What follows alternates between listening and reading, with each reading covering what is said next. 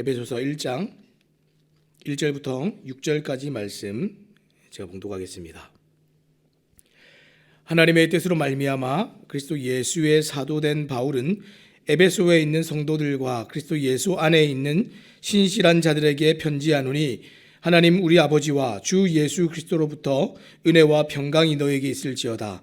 찬송하리로다. 하나님 곧 우리 주 예수 그리스도의 아버지께서 그리스도 안에서 하늘에 속한 모든 신령한 복을 우리에게 주시되, 곧 창세전에 그리스도 안에서 우리를 택하사 우리로 사랑 안에서 그 앞에 거룩하고 흠이 없게 하시려고 그 기쁘신 뜻대로 우리를 예정하사 예수 그리스도로 말미암아 자기의 아들들이 되게 하셨으니, 이는 그가 사랑하시는 자 안에서 우리에게 거저 주시는 바 그의 은혜의 영광을 찬송하게 하려는 것이라. 아멘. 오늘 우리가 하나님의 빅픽처라는 제목을 가지고 함께 말씀을 나누기 원합니다. 남미에 가면 이 페루라는 나라가 있습니다. 그 나라에 이 나스카 평원이라는 아주 유명한 곳이 있는데, 이곳에서는 이 하늘에서만 볼 수 있는 그림이 있습니다. 이 땅에서 볼 때는 그저 이제 선이 그려져 있는 것밖에 보이지 않고 큰 이제 땅에 길이 파져 있는 것밖에 보이지 않는데, 하늘에서 비행기를 타고 보면 독수리나 고래나 또 원숭이 같은 동물들이 그려져 있는 것을 볼 수 있습니다. 이것은 그림이 너무 크기 때문에 가까이에서는 절대로 볼 수가 없습니다. 자, 우리가 이런 것들을 큰 그림, 빅픽처 이렇게 얘기를 합니다. 우리도 인생을 살아가면서 이런 빅픽처를 경험합니다. 20대가 되기 전에 또 30대가 되기 전에 혹은 인생의 중요한 기점을 바라보면서 사람들이 큰 목표를 세우고 계획을 세웁니다. 자, 그리고 자신이 스스로 그린 그 큰 그림의 퍼즐을 완성하기 위해서 얼마나 열심히 노력을 하면서 사는지 모릅니다. 자, 그래서 이 젊은 시절에 이 청년들이 5년 후가 기대되는 내 인생의 빅픽처, 이런 것들을 그려라 하는 이런 젊은 날의 자기 개발서들을 읽어가면서 인생을 계획하고 살지만, 여러분 살아보니까 어떻습니까? 어느 순간 뭔가 계획대로 그림이 그려지는 것 같은데, 또 어떤 때는 조금만 인생을 우리가 살아보아도 내 마음대로 계획한 대로 되는 게 하나도 없습니다. 왜냐하면 우리의 인생을 이끄시고 우리의 인생의 그림을 계획하시고 완성해 가시는 분은 하나님이시기 때문에 그렇습니다. 그래서 우리는 이 인생의 그림을 제대로 이해하고 살아가려면 하나님의 이 큰 그림인 빅픽처를 보아야 합니다. 자, 인생을 향한 하나님의 뜻을 깊이 생각해야 되고, 또 그리스도인으로서 살아갈 때 또 우리들은 이 교회와 성도를 향한 하나님의 뜻이 무엇인가, 하나님의 경륜이 무엇인가, 이런 것들을 잘 깨달아야 됩니다. 자, 사도 바울은 자신의 인생에서 하나님의 경륜이 무엇인지 분명히 알았습니다. 그것을 깨닫는 순간이 분명히 있었습니다. 자, 그래서 로마의 감옥에서 이 에베소에 보내는 이 서신의 서두에 교회와 성도들이 하나님의 뜻을 바라보도록 지금 권면을 하고 있습니다. 자, 1절 말씀 제가 읽겠습니다. 하나님의 뜻으로 말미암아 그리스도 예수의 사도된 바울은 에베소에 있는 성도들과 그리스도 예수 안에 있는 신실한 자들에게 편지하노니. 자, 바울은 자신을 지금 소개할 때 지금 뭐라고 이제 서신에 지금 쓰고 있습니까? 하나님의 뜻으로 그리스도 예수의 사도된 바울, 이렇게 자기를 소개했습니다.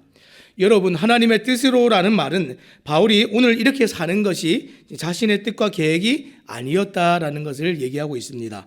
자, 그리고 그리스도 예수의 사도라는 말은 이 자신의 정체성을 기억하는 말인데, 자신의 신분과 소속이 예수님께 속해 있다는 것을 기억하는 표현입니다.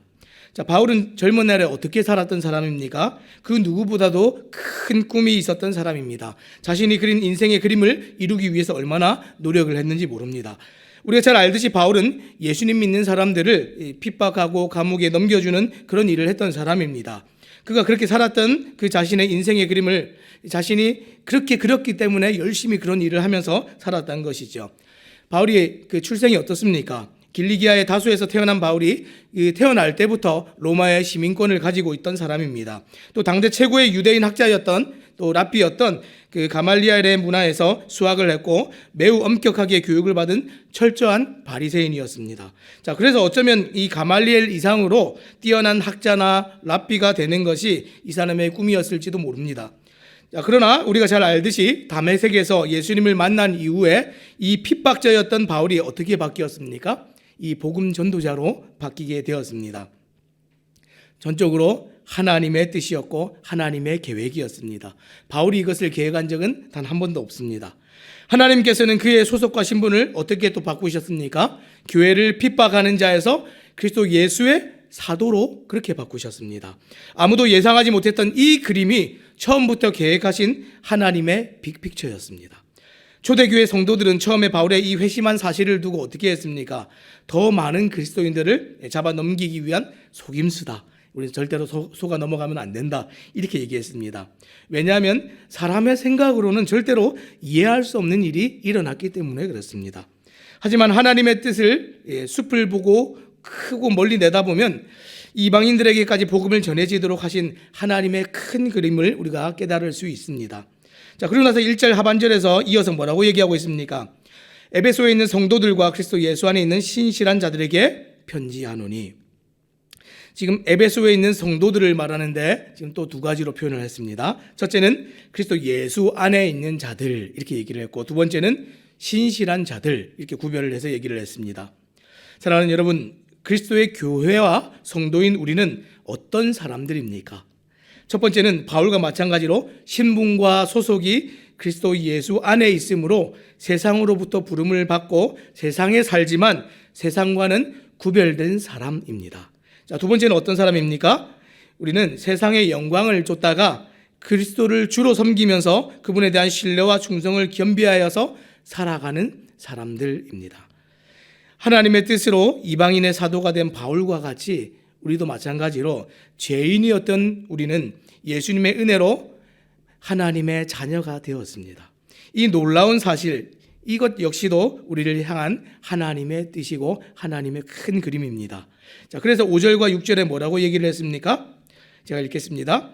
그 기쁘신 뜻대로 우리를 예정하사 예수 그리스도로 말미암아 자기의 아들들이 되게 하셨으니 이는 그가 사랑하시는 자 안에서 우리에게 거저 주시는 바 그의 은혜의 영광을 찬송하게 하려는 것이라. 하나님께서 독생자 예수 그리스도를 십자가에 죽게 하심으로 우리를 지금 구원하셨습니다. 그리고 그 예수 그리스도로 말미암아 우리를 자녀 삼아 주셨습니다. 자, 그렇게 우리를 자녀 삼아 주신 하나님의 뜻이 무엇입니까? 예수님으로 말미암아 우리에게 허락하신 이 은혜의 영광을 찬송하게 하기 위한 목적이다. 성경이 그렇게 기록하고 있습니다. 바울이 말하는 이 찬송은 세상의 유행가나 사랑 노래를 하는 것처럼 가볍게 부르는 그런 노래가 아닙니다. 이 찬송은 죄인된 우리가 심판을 면할 뿐 아니라 하나님의 자녀가 되고 그리스도께 속한 자로 신분이 완전히 바뀌는 영광스러움을 입게 된 것을 우리가 기뻐하고 노래하는 것입니다. 그리고 이 일을 위해서 하나님께서 당신의 아들을 내어주신 이 사랑과 또 복음이 담고 있는 하나님의 그 큰 일을 행하심을 우리가 노래하는 것입니다. 자, 그래서 이 찬송시가 이제 에베소서 이제 3절부터 1장 3절부터 나오는데요. 이 3절부터 시작되는 찬송시가 14절까지 이어집니다. 근데 이 헬라어 원문의 이 원어 성경에 보면 이 3절부터 14절까지 이어지는 이 찬송시가 한 문장으로 되어 있습니다. 마침표가 딱 하나 나옵니다. 그래서 하나님을 찬송할 때 우리를 향한 구원의 큰 그림을 보면서 찬송이 어떻게 됩니까? 마치 막 이어지는 폭포수처럼 쉴 새 없이 흘러나오는 그런 찬송입니다. 그래서 바울은 잠시 숨을 돌리지도 않고 이 자기의 말에 마침표를 찍지도 않고 계속해서 찬송을 단 한 번에 이렇게 흘러내려가고 있습니다. 이 14절까지 이어지는 이 에베소서 1장의 찬송시는 그 내용을 보니까 이 구별을 하는데 성부, 성자, 성령 하나님의 사역을 이 단락별로 좀 나누어 가지고 강조를 하는데 오늘 우리가 보는 것이 이제 6절까지만 이제 봅니다. 이제 오늘 6절까지 내용은 성부 하나님의 사역을 강조하고 있습니다. 자, 그런데 이 찬송시의 특징이 있는데 무엇입니까? 성부, 성자, 성령 이 하나님께서 연합하여서 함께 일을 하시는데 또 각각 일을 하시지만 함께 일을 하시는데 그리스도 안에서 행하셨다 이렇게 얘기합니다. 지금 이 에베소서를 우리가 읽어갈 때에 이 그리스도 안에서라는 말은 굉장히 중요한 이 표현입니다. 이 그리스도 안에서 이 찬송시 전체에서 이 그리스도 안에서라는 이 표현이 12번이 나옵니다. 이 14절까지 이어지는 이 찬송시에서 12번의 그리스도 안에서라는 표현이 나오는데 오늘 본문에서는 이제 3절, 4절, 6절에 나옵니다. 제가 한번 읽어보겠습니다. 찬송하리로다 하나님 곧 우리 주 예수 그리스도의 아버지께서 그리스도 안에서 하늘에 속한 모든 신령한 복을 우리에게 주시되. 3절이죠. 4절입니다. 곧 창세 전에 그리스도 안에서 우리를 택하사 우리로 사랑 안에서 그 앞에 거룩하고 흠이 없게 하시려고. 또 6절에 뭐라고 되어 있습니까? 이는 그가 사랑하시는 자 안에서, 이 그가 사랑하시는 자가 그리스도입니다. 우리에게 거저 주시는 바 그의 은혜의 영광을 찬송하게 하려는 것이라. 이 구절들이 무엇을 말해주고 있습니까? 하나님께서 우리를 구원하시고 교회와 성도 되게 하는 큰 그림을 이루시는데 그리스도 안에서 이루셨다는 것입니다. 그리스도 예수 안에서가 아니면 하나님께서 이를 이루지 않으셨고, 또 예수님도 어떻게 하셨습니까? 하나님의 뜻이 아니면 자신의 뜻을 이루지 않으셨습니다. 하나님은 죄인된 우리를 구원하시면서 하늘의 영광이 지금 우리에게 다 쏟아지게 하셨는데, 이 복의 출처는 지금 땅에 속한 것이 아니라 어디에 속해 있습니까? 하늘에 속한 것입니다. 이 부요함이 다 그리스도 안에 있고, 그래서 그리스도를 통하여서 하늘의 영광스러운 복이 교회와 성도인 우리에게 흐르도록 하나님께서 이것을 계획하셨습니다.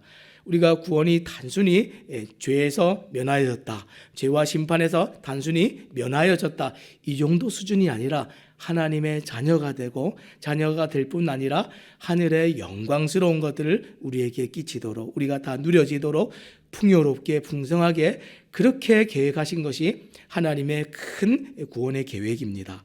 자, 이것이 우리를 향한 하나님의 큰 그림이고 하나님의 빅픽처입니다. 사랑하는 여러분, 오늘 우리가 이 땅을 살아갈 때 여러분들의 삶은 어떻습니까? 하나님의 큰 그림을 보고 살아가십니까? 하나님의 뜻과 계획이 있습니다. 때로는 우리가 살아가면서 여러분의 뜻이 이루어지지 않고 계획이 무너지고 정말 내 뜻대로 모든 것이 되어지지 않고 문제가 생겨서 엉켜갈 때에 여러분들은 뭐라고 생각하십니까? 인생이 참 꼬였구나. 그렇지 않습니다. 하나님께서 여전히 일하신다는 사실을 발견하시기 바랍니다. 병이 생기고 문제가 생기고 정말 내 삶에 정말 꼬여가는 문제들이 생길 때조차도 나의 뜻은 무너졌지만 하나님의 뜻은 여전히 이루어지고 있다는 사실을 기억하시기 바랍니다. 어떻게 이루어집니까? 그리스도 안에서. 우리는 세상과 다른 차이와 구별이 무엇입니까? 세상은 자신의 뜻을 이루려고 살아가는데 우리는 예수님처럼 하나님의 뜻이 아니고는 우리가 어떤 것도 하려고 들지 않는 사람들, 이것이 교회이고 성도입니다. 그래서 우리가 날마다 잊지 말아야 될 것은 우리가 어디에 속한 사람들인지를 잊지 말아야 됩니다. 하나님께서 우리를 부르시고 우리를 계획하시고 우리에게 복 주실 때 우리를 그리스도 안에 거하도록 그렇게 우리를 이끌어 주셨습니다. 날마다 내가 누구인지를 기억하는 것이 우리의 삶을 결정짓고, 내가 누구인지를, 내가 어디에 속했는지를 알 때 삶의 모든 문제들을 우리가 해석하는 부분들이, 보는 관점들이 완전히 달라집니다. 어떤 사람들은 자신의 직업에 관해서 늘 생각하죠. 나는 경찰이야 이러면 사람들이 삶의 모든 영역에서 자신의 경찰단 신분을 잊지 않고 그 신분에 걸맞게 살아가도록 늘 생각합니다. 이 목사님들은 또 어떻습니까? 내가 목사야라는 그 신분을 기억하고 하나님께서 부르신 부르심을 기억하기 때문에 늘 경건하게 살기를 원하고 모든 사람들 앞에서 이 신앙과 믿음의 본이 되기를 위해서 늘 결단하고 다짐합니다. 근데 이게 잊혀지면 다 다르게 뒤틀려지는 것이죠.